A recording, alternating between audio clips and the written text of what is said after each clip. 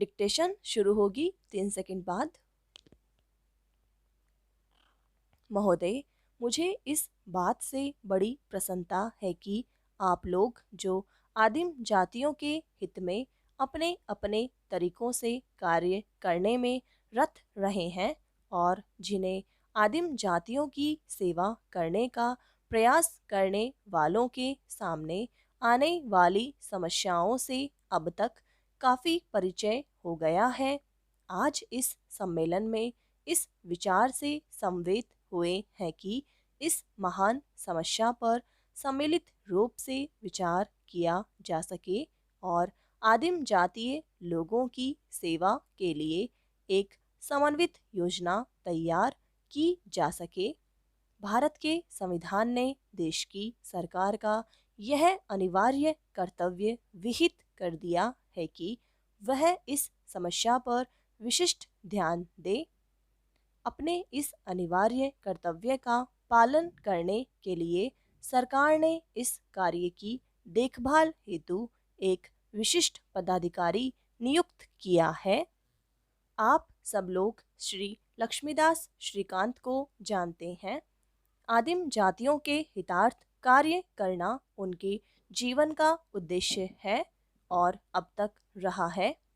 किंतु यह समस्या इतनी उलझी हुई और जटिल है कि इसके लिए अनेक विचारवान व्यक्तियों के सहयोग की आवश्यकता है और इसलिए आज आप यहाँ एकत्रित हुए हैं, जिससे आप इस समस्या के स्वरूप को और अधिक स्पष्ट करने तथा इसको शीघ्र सुलझाने के लिए प्रभावी कार्यक्रम तैयार करने में अपना महत्वपूर्ण अंशदान कर सकें।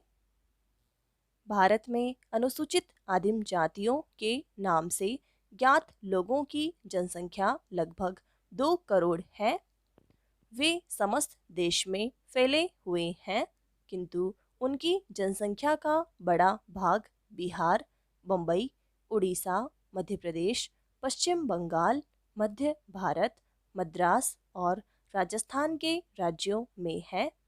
उनसे संबंधित अनेक समस्याएं हैं जिनका सहानुभूतिपूर्ण और समझबूझ से हल करना आवश्यक है। वे देश की अन्य जनसंख्या से बहुत बातों में भिन्न हैं। उदाहरणार्थ, उनकी भाषाएं विभिन्न हैं, उनके रीति रिवाज भिन्न हैं, उनके रहन सहन का तरीका अलग है और साधारणतया यह कहा जा सकता है कि वे इन विभेदों के कारण अन्य लोगों से सहज में ही अलग पहचाने जा सकते हैं। परस्पर भी वे लोग एक दूसरे से बहुत भिन्न हैं। विभिन्नताओं के कारण उनकी समस्या को सुलझाना कठिन हो जाता है। वे देश के अनेक भागों में जंगल भरे पहाड़ी क्षेत्रों में रहते हैं और इसलिए उन तक पहुंचना सरल बात नहीं है। इस कारण भी वे समाज के अन्य लोगों से न्यूनाधिक अलग बने रहे हैं। यह स्वाभाविक है कि वे लोग शिक्षा में अन्य लोगों से पिछड़े हुए हैं और उनकी आर्थिक स्थिति भी खराब है। कुछ स्थानों में तो उन्होंने खेती बाड़ी आरंभ कर दी है, किंतु अनेक स्थानों में वे अभी स्थायी दृष्टि से कृषक नहीं हो पाए हैं। वे जो कुछ खेती बाड़ी करते हैं वह भी बहुत ही पुराने युग की सी है। उनके यहाँ कातने बुनने की किस्म के कुछ कुटीर उद्योग हैं और कुछ आदिम जातियाँ तो बुनावट में बड़ी ही सुंदर डिजाइन डाल लेती हैं। ये साफ सुथरे और खूबसूरत बने हुए घरों में रहते हैं। महोदय, सामान्यतः जीवन की आधुनिक सुविधाओं में से उन्हें कोई भी प्राप्त नहीं है। संसार के विभिन्न देशों में ईसाई धर्म प्रचारकों तथा संस्थाओं ने उनमें काफ़ी काम किया है। उन्होंने उनमें शिक्षा का प्रसार किया है और उनकी रहन सहन की स्थिति में भी सुधार करने में काफ़ी सहायता की है। ईसाई धर्म प्रचारक उन्हें ईसाई बनाने में भी सफल हुए हैं।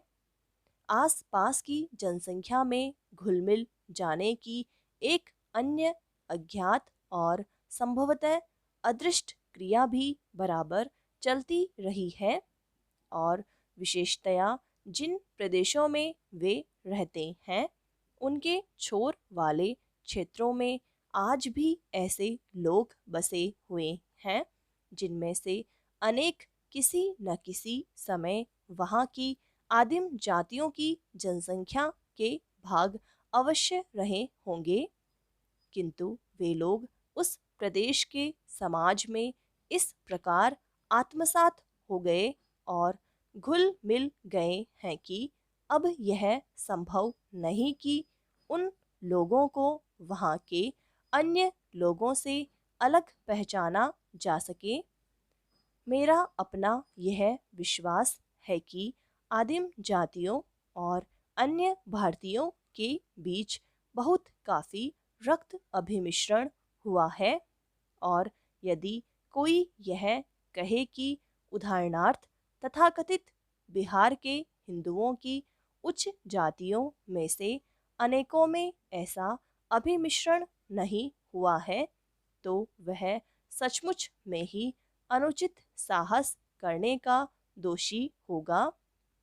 ऐसे लोगों का अभाव नहीं है जो अपने स्वार्थ के लिए इन लोगों के शिक्षा में पिछड़े होने के कारण इनका शोषण करने में रुकते नहीं। अतः हमें जिस समस्या को बड़े पैमाने पर हल करना है वह यही है कि हम ऐसी सुविधाएं पैदा करें जिनसे ये आदिम जातियां शिक्षा और आर्थिक विकास के क्षेत्र में अन्य लोगों के स्तर पर आने में समर्थ हो सकें। प्रश्न यह उठता है कि हम उनके लिए किस प्रकार की उन्नति और प्रगति चाहते हैं। क्या यह वांछनीय नहीं है कि उन्हें ऐसी सुविधाएं प्रदान की जाएं जिनसे वे अपनी रीति रिवाजों, रहन सहन और संस्कृति को बनाए रखकर भी अपना आर्थिक और अन्य प्रकार का विकास कर सकें। चाहे जो कोई भी तरीका अपनाया जाए एक बात तो मान ही लेनी है और हर हालत में उस पर चलना है।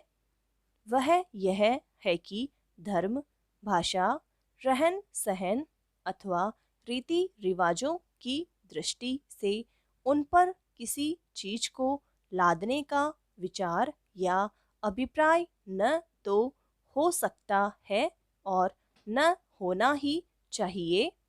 यह बात बिल्कुल न्याय संगत नहीं हो सकती कि हम उनकी इच्छा के विरुद्ध कुछ भी उन पर लादें।